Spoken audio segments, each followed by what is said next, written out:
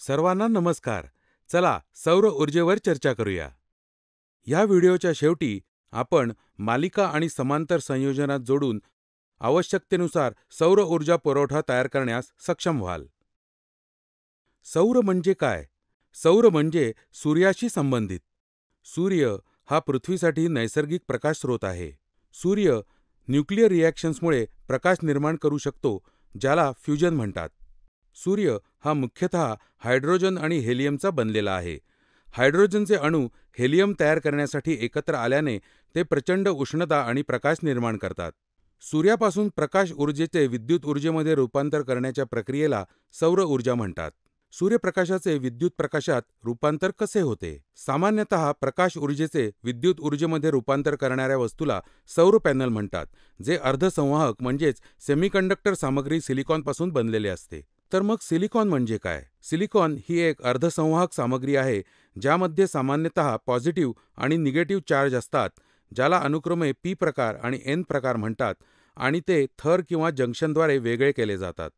सिलिकॉनचा वापर diode, transistor, LED दिवे, IC इत्यादी इलेक्ट्रॉनिक घटक बनवण्यासाठी केला जातो, आणि हे इलेक्ट्रॉनिक घटक संगणक, टेलिव्हिजन, स्मार्टफोन इत्यादींमध्ये वापरले जातात. ऑक्सिजननंतर निसर्गात सिलिकॉन सर्वात जास्त प्रमाणात आढळतो. सिलिकॉन प्रकाशाचे विद्युत ऊर्जेमध्ये कसे रूपांतर करतो? प्रकाश ऊर्जा फोटॉनच्या स्वरूपात असते. जेव्हा फोटॉन सिलिकॉनच्या थरांवर आदळतात, तेव्हा इलेक्ट्रॉन पॉझिटिव्ह आणि निगेटिव्ह स्तरांमधील जंक्शनमधून जातात आणि विद्युत प्रवाह निर्माण करतात. सोप्या भाषेत, जेव्हा प्रकाश किंवा फोटॉन सिलिकॉनवरील जंक्शन किंवा थर तोडतात, तेव्हा विद्युत प्रवाह निर्माण होतो. इलेक्ट्रॉन्स किंवा निगेटिव्ह चार्जेस प्रवाहासाठीचा मार्ग शोधतील, त्यामुळे विद्युत प्रवाह निर्माण होतो. सौर पॅनल कोणती ऊर्जा निर्माण करतात, एसी की डीसी? सौर पॅनल नेहमी डीसी ऊर्जा तयार करतात, कारण एसी प्रवाहासाठी कोणतीही इलेक्ट्रोमेकॅनिकल किंवा फिरणारी प्रक्रिया आयोजित केली जात नाही. प्रकाशाच्या मदतीने सेमीकंडक्टर जंक्शन उघडले जाते, ज्यामुळे इलेक्ट्रॉन प्रवाहित होतात. सौर पॅनलचे युनिट काय आहे? सर्वसाधारणपणे सौर ऊर्जा किंवा सौर पॅनलचे युनिट वॅट्स असते. सोलर पॅनलद्वारे व्युत्पन्न होणारे वॅट्स त्यांना रेट करण्यासाठी वापरले जातात. तुमच्या सोलर इन्स्टॉलेशनला जास्त वॅटेज रेटिंग असल्यास ते जास्त पॉवर निर्माण करेल. बहुतेक निवासी सोलर पॅनल्सचे पॉवर आउटपुट रेटिंग 250 ते 400 वॅट्सच्या दरम्यान असते, जे अवलंबून असते पॅनलचा आकार आणि ते सूर्यप्रकाशाचे ऊर्जेमध्ये किती यशस्वी रूपांतर करतात यावर. सामान्यतः सौर पॅनल हा सौर सेल्सचा एक गट असतो, वर्गखोल्यांच्या गटाप्रमाणे ज्या शाळेत असतात, ज्याला फोटोव्होल्टेइक सेल देखील म्हणतात. सौर पॅनलमध्ये सामान्यतः 12 व्होल्ट किंवा 24 व्होल्टचे व्होल्टेज रेटिंग असते. 12 व्होल्ट सोलर पॅनल सर्वात जास्त वापरले जाते, कारण सर्वात जास्त वापरली जाणारी बॅटरी आहे 12 व्होल्टची. 12 व्होल्टच्या सौर पॅनलसाठी प्रत्येकी 0.5 व्होल्टचे 24 सेल मालिकेत जोडलेले असतात. 12 व्होल्ट पॅनल बनवण्यासाठी आणि 24 व्होल्ट सौर पॅनलसाठी 48 सेल मालिकेत जोडलेले असतात. सोलर पॅनलचा आकार करंट रेटिंग किंवा वॅटेज रेटिंगवर अवलंबून असतो. सोलर पॅनलच्या मूळ संख्यात्मक गणनेबद्दल चर्चा करूया. केस 1. समजा तुमच्याकडे डीसी लॅम्प आहे, ज्यामध्ये 24 वॅट्स 12 व्होल्ट्सवर कार्यरत आहेत. तर तुम्हाला 24 वॅट आणि 12 व्होल्टचे ऑपरेटिंग व्होल्टेज असलेले सौर पॅनल विकत घ्यावे लागेल. आपल्याला माहीत आहे की पॉवर म्हणजे व्होल्टेज गुणिले समान करंट, P बरोबर V गुणिले I.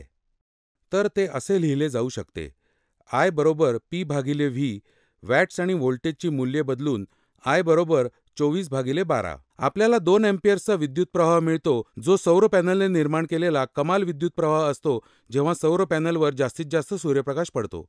केस 2. आता तुमच्याकडे दुसरा डीसी लॅम्प आहे, ज्यामध्ये 12 व्होल्टच्या ऑपरेटिंग व्होल्टेजसह 48 वॅट्स आहेत.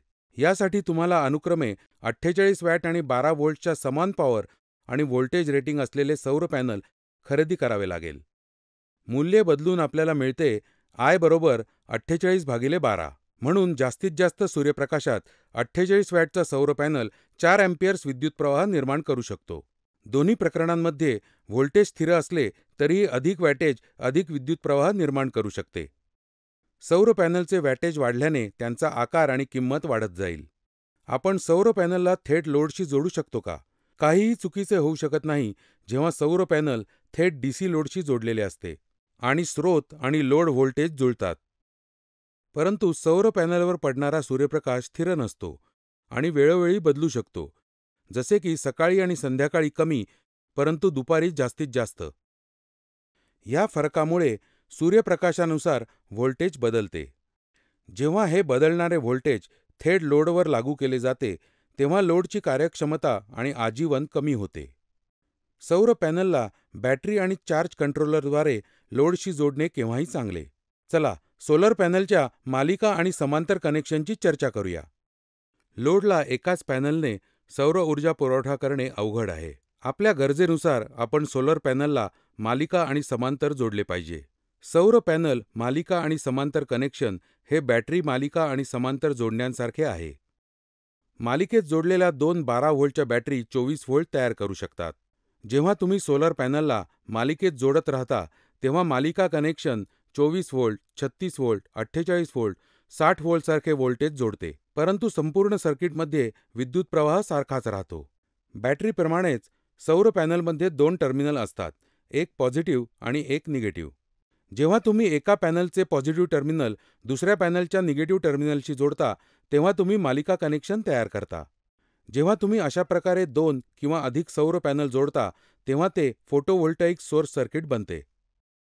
सौर पॅनलच्या समांतर कनेक्शनसाठी प्रत्येक पॅनलवरील सर्व पॉझिटिव्ह टर्मिनल्स एकमेकांशी जोडा आणि नंतर निगेटिव्ह टर्मिनलसाठी तेच करा. परिणामी प्रवाह समांतर अरेमधील सर्व पॅनल अँपिअर्सची बेरीज असेल. परंतु एकूण व्होल्टेज एका पॅनलच्या आउटपुट व्होल्टेज इतकेच असेल. सोलार पॅनलचे मालिका आणि समांतर कनेक्शन बॅटरीच्या मालिका आणि समांतर कनेक्शन सारखेच असते. तुमचा दिवस चांगला जावो.